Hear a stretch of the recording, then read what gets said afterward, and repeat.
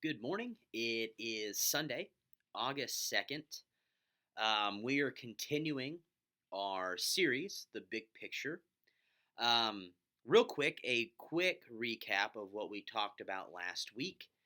Um, this series is, kind of talking about God creating everything,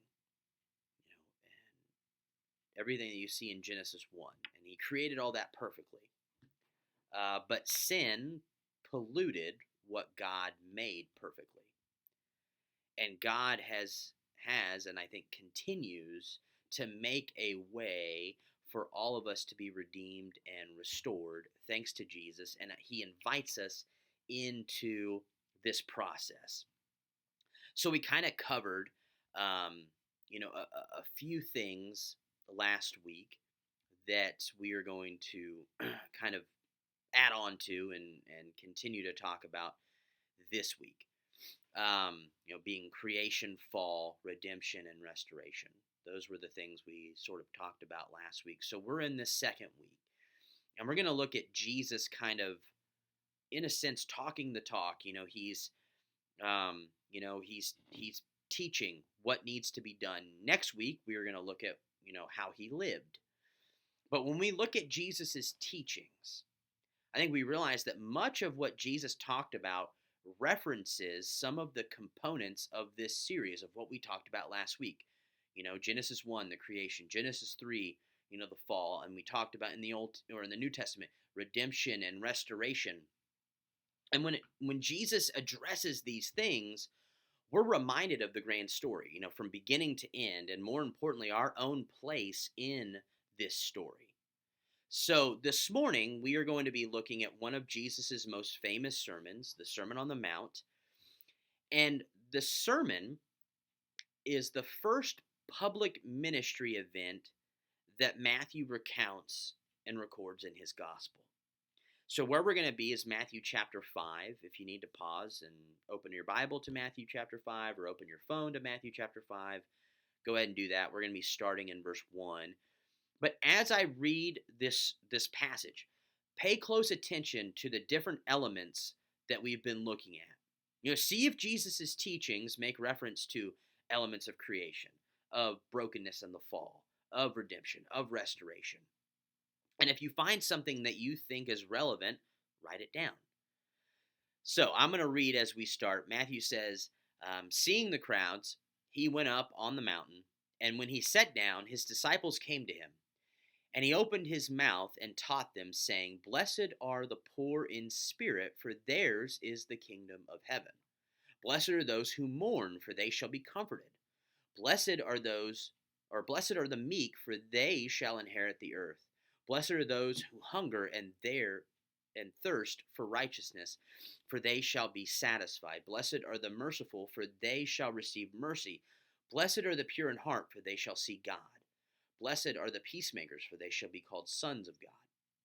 Blessed are those who are persecuted for righteousness' sake, for theirs is the kingdom of heaven. Blessed are you when others revile you and persecute you, and utter all kinds of evil against you falsely on my account. So Matthew is referencing and recording what Jesus talked about here. But in what ways does this opening on the Sermon on the Mount reference or highlight the different components of what we've been talking about? So if you wrote some along, I have some that I just quickly, noted that I wanted to talk about here. And the first one is in verse 3.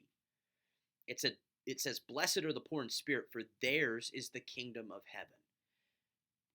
How is creation, which was God's original design, how was that broken in this verse? In God's original design, being poor in spirit probably wasn't a part of the blueprint that God had in mind. So how does this broken element become redeemed, become restored? What we talked about last week. Those who are poor in spirit can anticipate being receivers of the kingdom of heaven, noting that there is going to be a future redemption and restoration, that it is coming. In the next verse, in verse 4, it says, Blessed are those who mourn, for they shall be comforted. How is creation, God's original design, broken in this verse? I don't think mourning, a response to pain or sadness, wasn't originally part of God's design. But how does that broken element become redeemed or restored? And we can catch a glimpse of the future that those who mourn, it says, shall be comforted, indicating that this situation will be restored. Excuse me. In verse 10, if you skip down, it says, "Blessed are those who are persecuted for righteousness' sake, for theirs is the kingdom of heaven."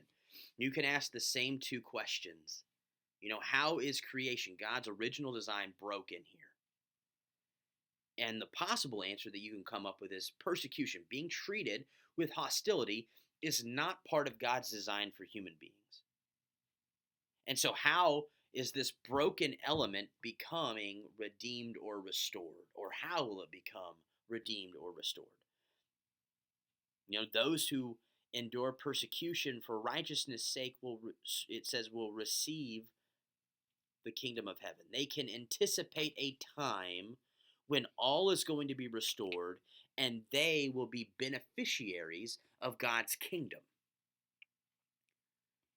I think you start to get the idea that it's rather straightforward. Right here in the beginning of Jesus' Sermon on the Mount, he paints this picture of some broken elements of the world in the first century. And then he paints a picture of hope where these things will ultimately be restored. And if you were to go through the entire Sermon on the Mount, Matthew chapter 5 through 7, I think you'd see Jesus painting a picture of what it is and what is to come. And I think Jesus makes it abundantly clear and evident that he gives us a role to play in this process. And I'm going to talk, and we're going to kind of cover here in just a second, probably the more popular part of this Sermon on the Mount. But before we do that, we have to understand the Sermon on the Mount here. So what do you think Jesus meant when he said the word blessed? Because that's, for us, a weird word that we don't necessarily use too often today. And in the first century, which is when this took place, people didn't understand blessed or blessing to mean our circumstances are right and good and everything's well. They didn't buy into the idea that Jesus would make their circumstances or their situations better because they followed his teachings. Nor did they believe that Jesus would give them material or circumstantial blessings. Instead, being blessed had more to do with how people responded to those situations. In other words, if people were leaning into what God is calling them to, then naturally better circumstances are likely to follow. Better than, not following them. So, for example, in verse 9, it says, "Blessed are the peacemakers, for they shall be called sons of God." Apologize. If someone wrongs you, it's really tempting to want to wrong them back. To have revenge. But getting back at someone never solves the problem. Instead, usually it gets more complicated, more broken, more stressful when we respond with hostility and revenge. But if we follow Jesus' words to be a peacemaker, and if we respond to conflict by trying to make peace, then naturally the outcome of the situation is more likely to be resolved by bringing about the peace and joy that God intended, as seen in God's original design in the garden in Genesis 1. That's why Jesus said, "Blessed are the peacemakers." Their situation is bound to be better than it would be if they weren't. As a result, it says they shall be called sons of God. Man, like a dry throat. Our responding to the brokenness of the world in a way that seeks peace and restoration brings about the blessing that Jesus is talking about. So that was a lot here. Now, some of this might be a tad confusing. But Jesus makes it really easy and simple for those on the mountain. I think even for us to understand the next section. And so we're going to talk about the more popular part of the Sermon on the Mount to kind of really bring this idea home. And so where we're going to be is in verse 13 and read down to verse 16 of Matthew chapter 5. And it says, "You are the salt of the earth, but if salt has lost its taste, how shall its saltiness be restored? It's no longer good for anything except to be thrown out and trampled under people's feet. You are the light of the world. A city set on a hill cannot be hidden, nor do people light a lamp and put it under a basket, but on a stand, and it gives light to all in the house. In the same way, let your light shine before others, so that they may see your good works and give glory to your Father who is in heaven." To make it super simple to understand, Jesus gives us two tangible examples of what it looks like to be people who are agents of restoration. He shows us what it's like to help restore the world instead of adding to the brokenness. And the first thing he uses is salt. Now, in that day and age, salt served multiple purposes. Not only did it add flavor to food and make it taste better, but it was a key component in preserving food. They didn't have refrigerators back in that day, so they put salt on their food to preserve them since they couldn't keep the food cold. Salt was a tool to preserve the goodness of something and to make something taste better. In the same way, Jesus is inviting us to preserve the goodness of God's creation and to make it better. Man.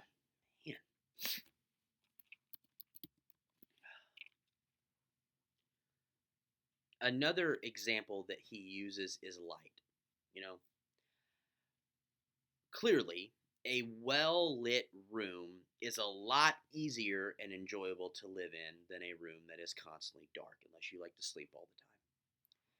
But Jesus invites us to be a light that is in a world that is perpetually dark and perpetually broken. And Jesus invites us to bring light, goodness, restoration, to drive out the darkness. And the rest of the Sermon on the Mount provides us with very clear examples on how we can be salt and light in a world that is super easy to act in ways that perpetuate the brokenness in our society.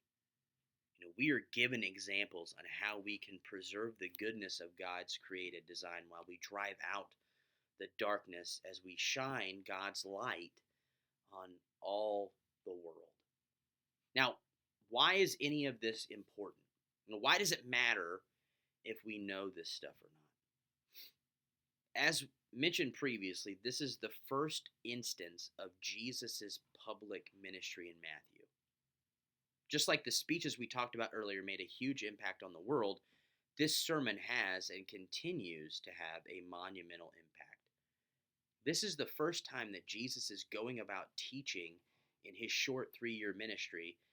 And in his first and arguably most famous sermon, or as we've been calling it, kind of the big picture, he's been giving us insight into God's grand plan.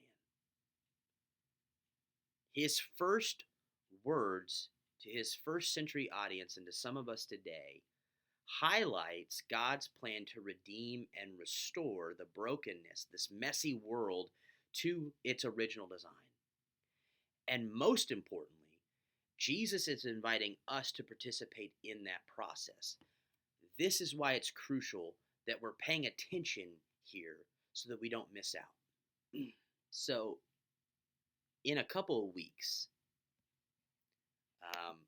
just to let you know, if you haven't heard already, I will be on vacation this next week. So next Sunday we will not have a lesson. But we will continue talking about this in 2 weeks. And so the preview for that is, you think about someone's speech or testimony, it's a lot more believable when they can back it up with how they live. It's a lot more believable with what Jesus talked about here when we're going to look in a couple of weeks on how Jesus lived. It's easy to question the message when their lives don't exactly line up with what they are saying. So, in a couple weeks, we're going to dive a bit more deeply, not into the teachings of Jesus, but how he lived during his time on earth. So, we're going to take a glance at how Jesus actually walked the walk and not just talked it, and how he actually played a big role here. So, here's what I want you guys to do: commit to reading this Sermon on the Mount, Matthew chapter 5 through 7, at least 3 times this week. Take notes about how you see this sermon continuing to shed light on the big picture, ultimately what God is up to in the world. Look at some of Jesus's other teachings and actions to see if and how other instances in his life point to this. Pay close attention to how those around us, around Jesus, respond to his teachings. Write some of their responses down. Try to discern, and understand how it is that you can respond accordingly in your own context. And reread Matthew chapter 5, 13 through 16, and imagine what life would be like without salt, light. Think about how this would have felt like in the first century when these words were written. Then think about how you can add flavor, you can add light to bring about preservation in your home, in your community, or at your job. Write down one goal for the week and tell one person about that goal. Evaluate yourself at the end of the week and repeat the process with maybe new goals. So those are my challenges for you this week. Again, I'm sorry I won't be here next week, but we'll continue this in a couple weeks. And also, pay attention. We are going to be doing some in-person events, not next week, but the week following. So I'll have more information on that and let you guys up to date on everything. But until then, I'll see you guys next time.